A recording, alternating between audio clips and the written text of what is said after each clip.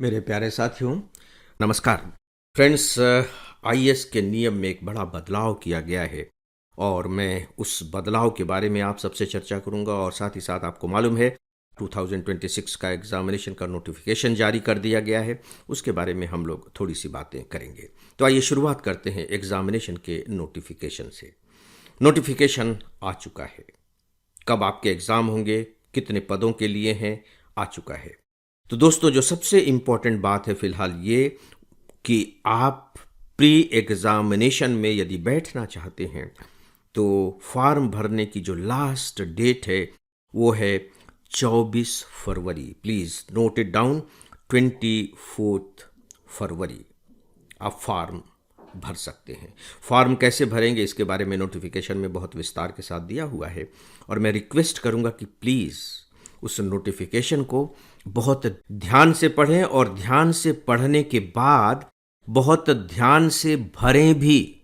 जी हाँ, बहुत ध्यान से भरें भी, क्योंकि फॉर्म भर देने के बाद मेरे पास बहुत सारे मेल्स आते हैं, हर साल आते हैं कि सर हमने उसमें उसकी जगह ये भर दिया, उसमें हमसे ये गलती हो गई।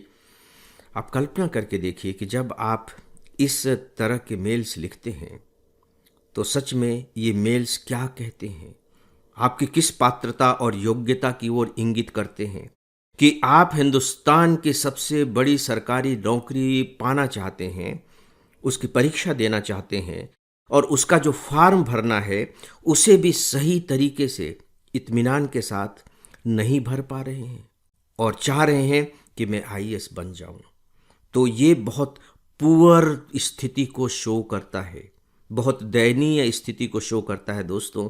इसीलिए please please and please form बहुत इत्मीनान के साथ भरें और मैं चाहूँगा कि अंतिम तिथि की प्रतीक्षा मत करें।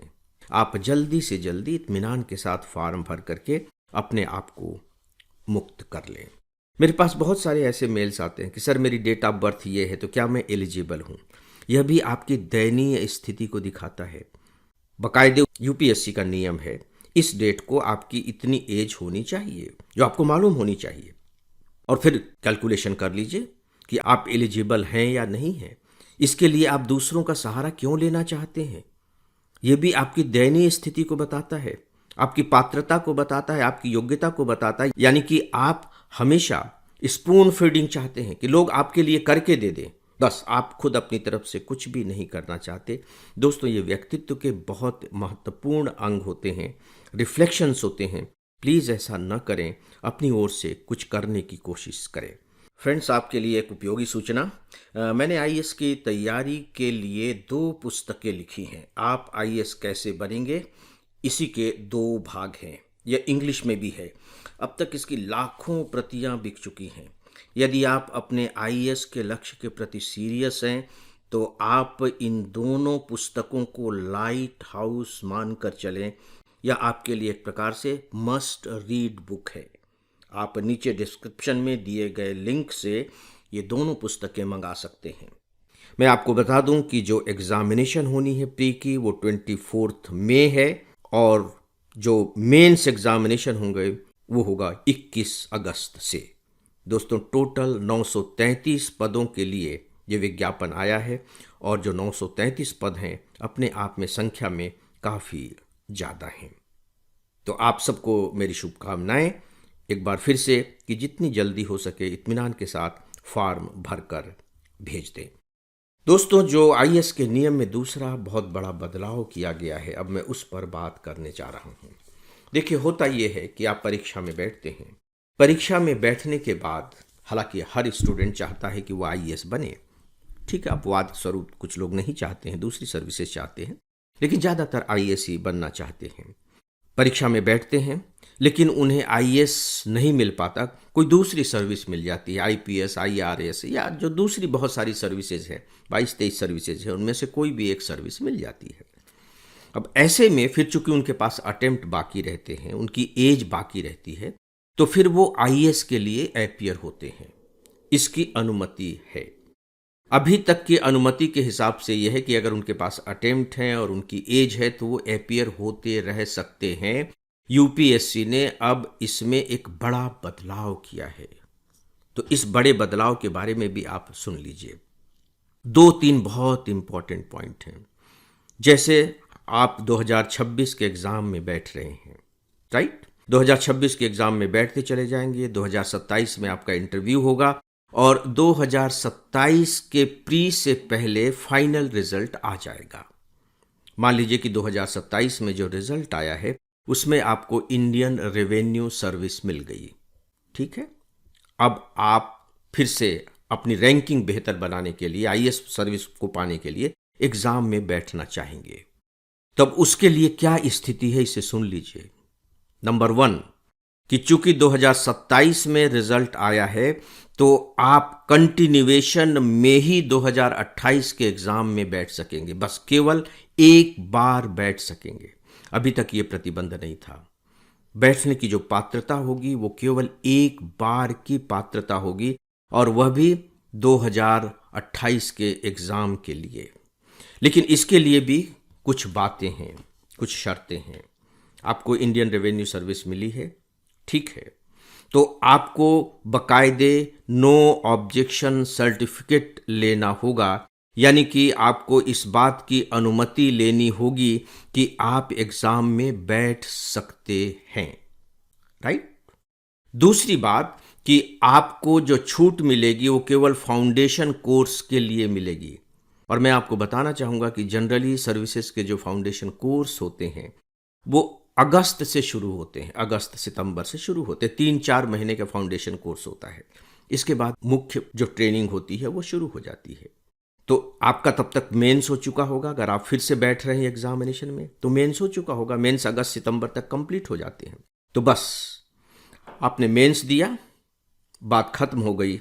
अब आप जो मेन जो ट्रेनिंग है उसमें अपीयर होंगे और ऐसा आप केवल एक बार कर सकेंगे और कंटिन्यूएशन में कर सकेंगे।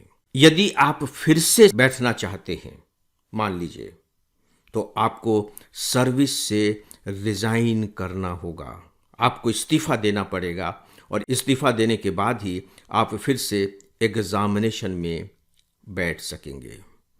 तो दोस्तों, ये बहुत बड़ा परिवर्तन सिविल सर्विस एग्जामिनेशन के नियम में किया गया है। हो सकता है कि यह बात आपको रुचिकर न लगे और रुचिकर लगेगी भी नहीं। मैं यहाँ एक बात आप सबसे कहना चाहूँगा कि खासकर हम किसी भी घटना को 2 नज़रिए से देखते हैं। एक नज़रिया होता है हमारा व्यक्तिगत नज़रिया, और ये मैं जो बात कह रहा हूँ ये केवल सिविल सर्विस के इस नियम के लिए नहीं कह रहा हूँ, सभी बातों के लिए कह रहा हूँ। और ये आपके सिविल सर्विस एग्जामिनेशन के आंसर में जब आप किसी के बारे में अपनी राय देते हैं उस संदर्भ में भी बहुत महत्वपूर्ण है। एक होता है हमारा व्यक्तिगत नज़रिया और एक होता है राष्ट्रीय नज़रिया, सामाजिक नज़रिया, सामूहिक नज़रिया, जो भी आप उसे नाम देना चाहें। तो यदि इस नियम को मैं व्यक्तिगत नज़रिए से देखूं तो ऐसा लगेगा कि मेरी स्वतंत्रता का हनन किया जा रहा है। डेफिनेटली मेरे पास चांसेस हैं, मेरे पास एज है और मैं अपनी रैंकिंग सुधारना चाहता हूं, तो मुझे इसकी अनुमति दी जानी चाहिए। ये मेरी स्वतंत्रता होनी चाहिए। बिल्कुल सही सोच रहे हैं आप। अभी तक ऐसी स्थिति थी। हम लोगों के समय में जो 1980 की बात थी उसमें होता ये था फ्रेंड्स कि केवल 3 अटेम्प्ट होते थे। पहले अटेम्प्ट में तो बहुत कम लोग सेलेक्ट होते थे, सेकेंड अटेम्प्ट में ज़्यादातर लोग सेलेक्ट हो जाते थे। तो अगर आप एग्जामिनेशन में अपनी रैंकिंग के लिए बैठना चाहते हैं तो कितना बचा आपके लिए? 1 अटेम्प्ट। तो उस समय छूट तो थी लेकिन अटेम्प्ट जनरली एक ही मिल पाता था। लेकिन अब चूंकि 6 अटेम्प्ट जनरल के लिए हो गए, फिर 9 अटेम्प्ट हो गए और फिर अनलिमिटेड हो गए, तो अब स्थितियां बहुत अलग हो गई हैं। तो व्यक्तिगत तौर पर तो ये मेरी स्वतंत्रता का हनन है, लेकिन राष्ट्रीय स्तर पर सोच करके देखिए। आपको एक सर्विस मिल गई है लेकिन आप अपनी रैंकिंग को सुधारने के लिए, आईएएस को पाने के लिए लगातार एग्जामिनेशन में बैठते चले जा रहे हैं। एक पद जो उस वर्ष के लिए रखा गया था उस पर अब कोई काम नहीं कर रहा है। आप बकायदे ट्रेनिंग भी ले रहे हैं, नहीं भी ले रहे हैं, और बहुत से ऐसे तो हैं जो आईआरएस की ट्रेनिंग ले चुके हैं फिर भी परीक्षा में बैठ रहे हैं, या ट्रेनिंग ले रहे हैं फिर परीक्षा में बैठ रहे हैं और बकायदे सफल हो जाते हैं। आप देखेंगे कि जब रिजल्ट निकलता है तब आप उसमें ध्यान दीजिए कि बहुत से कैंडिडेट ऐसे होते हैं जो ऑलरेडी सर्विस में होते हैं, तब आप सोच करके देखिए कि सरकार का या राष्ट्र का कितने स्तरों पर नुकसान होता है। उनको ट्रेनिंग दी गई, वो नुकसान हुआ, उस ट्रेनिंग का अब कोई अर्थ नहीं रह गया क्योंकि अब वो आईएएस में आ गए। दूसरी बात कि जो पद था अब वो पद फिर से खाली हो गया, एग्ज़ाम देते समय वो पद खाली रखा गया, तो काम का नुकसान हुआ। तो जब आप राष्ट्रीय स्तर पर सोचेंगे तो आपको लगेगा कि हाँ, इससे नुकसान तो होता है, राष्ट्रीय नुकसान तो है। तो दोस्तों, दो नज़रिए हैं। अब आप इन दोनों नज़रिए में से किसे स्वीकार कर पाते हैं यह आपके ऊपर है, लेकिन फिलहाल यूपीएससी ने यह बदलाव किया है जो आपकी जानकारी में होनी चाहिए। दोस्तों, अब एक छोटी सी खबर यह है कि भारत के 2 स्थलों को रामसर स्थल घोषित किया गया है।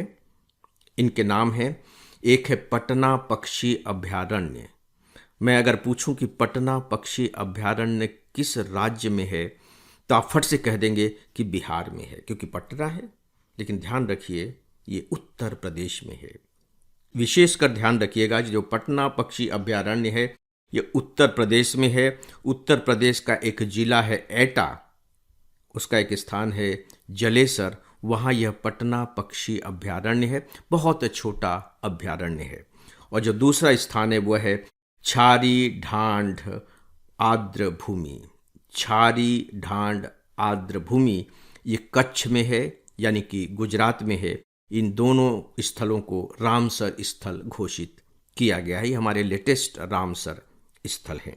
तो दोस्तों, आज के विषय के बारे में बस इतना ही। इसी के साथ ही आज के इस डेली ऑडियो लेक्चर को समाप्त करने की इजाज़त चाहता हूँ।